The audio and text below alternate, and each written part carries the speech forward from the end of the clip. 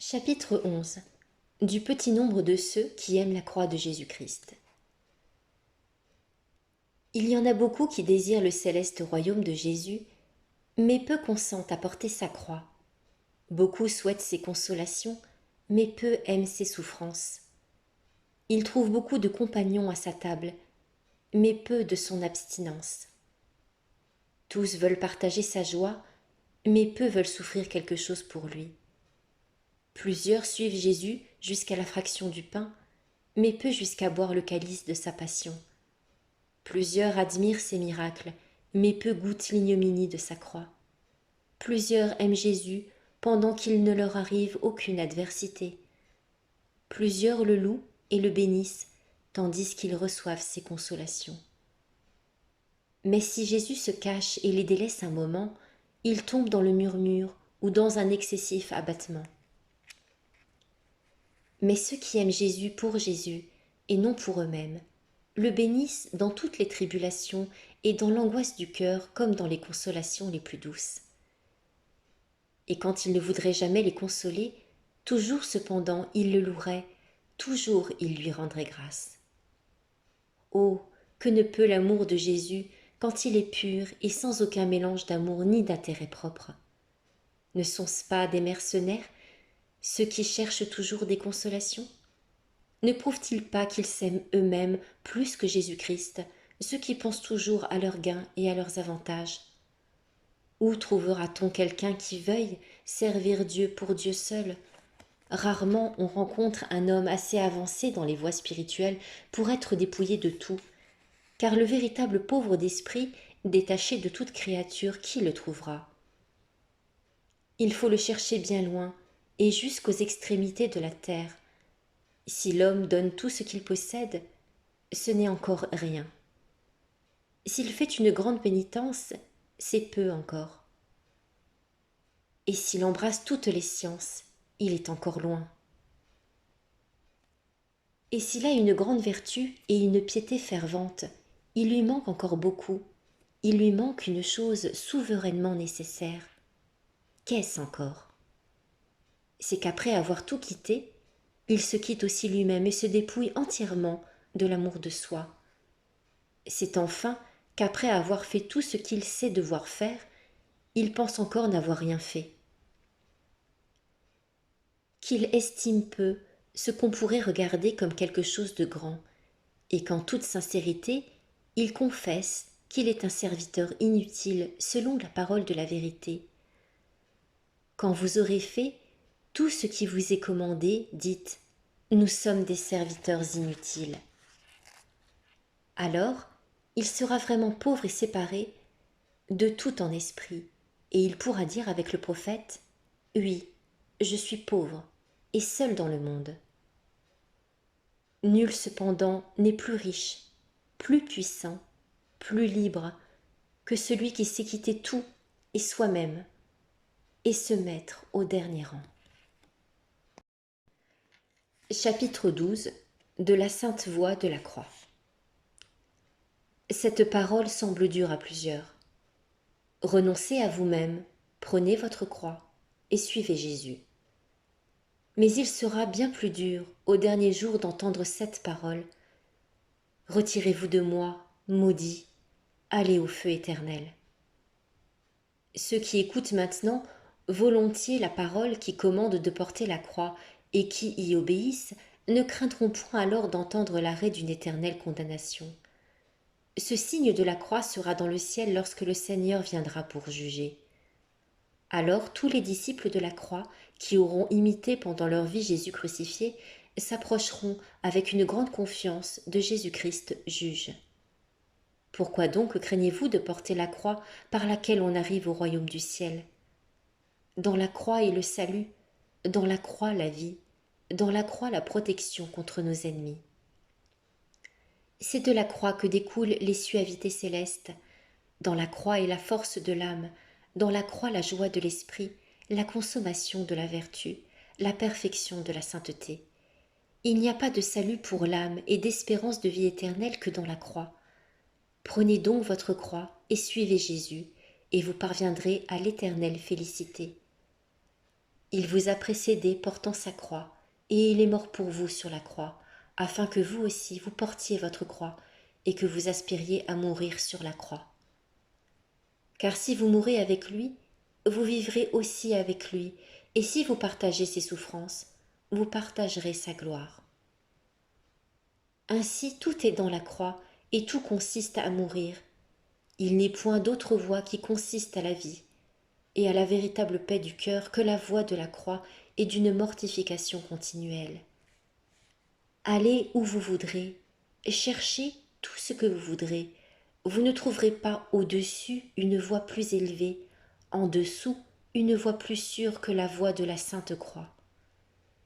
Disposez de tout selon vos vues, et réglez tout selon vos désirs, et toujours vous trouverez qu'il vous faut souffrir quelque chose, que vous le vouliez ou non, et ainsi vous trouverez toujours la croix. Car ou vous sentirez de la douleur dans le corps, ou vous éprouverez de l'amertume dans l'âme. Tantôt vous serez délaissé de Dieu, tantôt exercé par le prochain. Et ce qui est plus encore, vous serez souvent à charge à vous-même. Vous ne trouverez à vos peines aucun remède, aucun soulagement, mais il vous faudra souffrir aussi longtemps que Dieu le voudra. Car Dieu veut que vous appreniez à souffrir sans consolation, et que vous vous soumettiez à lui sans réserve, et que vous deveniez plus humble par la tribulation.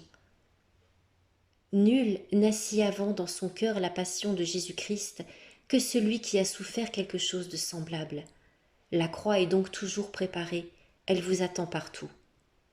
Vous ne pouvez la fuir, quelque part que vous alliez, puisque partout où vous irez, vous vous porterez et vous trouverez toujours vous-même. Élevez-vous, abaissez-vous, sortez de vous-même, rentrez-y, toujours vous trouverez la croix. Et il faut que partout vous preniez patience si vous voulez la paix intérieure et mériter la couronne immortelle. Si vous portez de bon cœur la croix, elle-même vous portera et vous conduira au terme désiré où vous cesserez de souffrir, mais ce ne sera pas en ce monde. Si vous la portez à regret, vous en augmenterez le poids, vous rendrez votre fardeau plus dur et cependant, il vous faut la porter. Si vous rejetez une croix, vous en trouverez certainement une autre et peut-être plus pesante. Croyez-vous échapper à ce que nul homme n'a pu éviter? Quel saint a été dans ce monde sans croix et sans tribulation? Jésus-Christ lui-même, notre Seigneur, n'a pas été une seule heure dans toute sa vie sans éprouver quelque souffrance. Il fallait, dit-il, que le Christ souffrit et qu'il ressuscita d'entre les morts et qu'il entra ainsi dans sa gloire. Comment donc cherchez-vous une autre voie que la voie royale de la Sainte Croix? Toute la vie de Jésus-Christ n'a été qu'une croix et un long martyre, et vous cherchez le repos et la joie. Vous vous trompez, n'en doutez pas. Vous vous trompez lamentablement si vous cherchez autre chose que les afflictions à souffrir, car toute cette vie mortelle est pleine de misère et environnée de croix. Et plus un homme aura fait de progrès dans les voies spirituelles, plus ses croix souvent seront pesantes, parce que l'amour lui rend son exil plus douloureux. Cependant, celui que Dieu éprouve par tant de peine n'est pas sans consolation qui les adoucisse, parce qu'il sent s'accroître les fruits de sa patience à porter sa croix. Car, lorsqu'il s'incline volontairement sous elle, l'affliction qui l'accablait se change tout entière en une douce confiance qui le console. Et plus la chair est affligée, brisée, plus l'esprit est fortifié intérieurement par la grâce. Quelquefois même le désir de souffrir pour être conforme à Jésus crucifié lui inspire tant de force qu'il ne voudrait pas être exempt de tribulation et de douleur, parce qu'il se croit d'autant plus agréable à Dieu qu'il souffre pour lui davantage. Ce n'est point là la vertu de l'homme, mais la grâce de Jésus-Christ qui opère si puissamment dans une chair infirme, que tout ce qu'elle abhorre et fuit naturellement elle l'embrasse et l'aime par la faveur de l'Esprit. Il n'est pas selon l'homme de porter la croix, d'aimer la croix, de châtier le corps, de le réduire en serviture, de fuir les honneurs, de souffrir volontiers les outrages, de se mépriser soi-même et de souhaiter d'être méprisé, de supporter les afflictions et les pertes, et de ne désirer aucune prospérité dans ce monde. Si vous ne regardez que vous, vous ne pouvez rien de tout cela. Mais si vous vous confiez dans le Seigneur, la force vous sera donnée d'en haut, et vous aurez pouvoir sur la chair et le monde. Vous ne craindrez pas même le démon, votre ennemi, si vous êtes armé de la foi et marqué de la croix de Jésus-Christ. Disposez-vous donc, comme un bon et fidèle serviteur de Jésus-Christ, à porter courageusement la croix de votre Maître, crucifié par amour pour vous. Préparez-vous à souffrir 1000 adversités, 1000 traverses dans cette misérable vie, car voilà partout ce qui vous attend, ce que vous trouverez partout en quelque lieu que vous vous cachiez. Il faut qu'il en soit ainsi, et à cette foule de maux et de douleurs, il n'y a d'autre remède que de vous supporter vous-même. Buvez avec joie le calice du Sauveur, si son amour vous est cher, et si vous désirez avoir part à sa gloire. Laissez Dieu disposer de ses consolations, qu'il les répande comme il lui plaira. Pour vous, choisissez les souffrances et regardez-les comme des consolations d'un grand prix, car toutes les souffrances du temps n'ont aucune proportion avec la gloire future et ne sauraient vous la mériter quand seuls vous les supporteriez toutes. Lorsque vous en serez venus à trouver la souffrance douce et à l'aimer pour Jésus-Christ, alors estimez-vous heureux, parce que vous avez trouvé le paradis sur la terre. Mais tandis que la souffrance vous sera amère et que vous la fuirez, vous vivrez dans le trouble de la tribulation que vous fuirez vous suivra partout. Si vous vous appliquez à être ce que vous devez être, à souffrir et à mourir, bientôt vos peines s'évanouiront et vous aurez la paix. Quand vous auriez été ravis avec Paul jusqu'au 3e ciel, vous ne seriez pas pour cela assurés de ne rien souffrir. Je lui montrerai, dit Jésus, combien il faut qu'il souffre pour mon nom. Il ne vous reste donc qu'à souffrir si vous voulez aimer Jésus et le servir constamment. Plût à Dieu que vous fussiez digne de souffrir quelque chose pour le nom de Jésus. Quelle gloire vous serait réservée, quelle joie parmi tous les saints, quelle édification pour le prochain. Car tous recommandent la patience, quoique peu cependant veuillent souffrir. Avec quelle joie vous devriez souffrir quelque chose pour Jésus, lorsque tant d'autres souffrent beaucoup, plus pour le monde. Sachez et croyez fermement que votre vie doit être une mort continuelle, et que plus on meurt à soi-même, plus on commence à vivre pour Dieu. Nul n'est propre à comprendre les choses du ciel s'il ne se soumet à supporter les adversités pour Jésus-Christ. Rien n'est plus agréable à Dieu, et rien ne vous est plus salutaire en ce monde que de souffrir avec joie pour Jésus-Christ. Et si vous aviez à choisir, vous devriez plutôt souhaiter d'être affligé pour lui que d'être comblé de consolation, parce que vous seriez alors plus semblable à Jésus-Christ et plus conforme à tous les saints.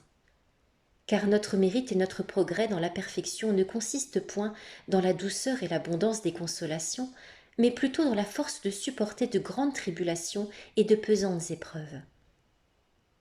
S'il y avait eu pour l'homme quelque chose de meilleur et de plus utile que de souffrir, Jésus-Christ nous l'aurait appris par ses paroles et par son exemple. Or, manifestement, il exhorte à porter sa croix, et les disciples qui le suivaient, et tous ceux qui voudraient le suivre, disant « Si quelqu'un veut marcher sur mes pas, qu'il renonce à soi-même, qu'il porte sa croix et qu'il me suive. »